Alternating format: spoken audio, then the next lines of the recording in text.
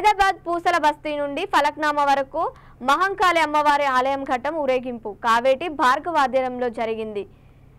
ఆషాఢ మాసంలో అత్యంత వైభవంగా జరుపుకునే మహంకాళి అమ్మవారి బోనాలు ఆదివారం ఘట్టం ఊరేగింపుతో ప్రారంభమయ్యాయి. ఈ ఘటాన్ని నగర మాజీ డిప్యూటీ మేయర్ సుభాష్ చందర్జీ పూజలు చేసి ప్రారంభించారు. జూలై నెలలో జరిగే బోనాలకు ముందు మహంకాళి అమ్మవారి ఘట్టం ఊరేగింపు జరుగుతోంది.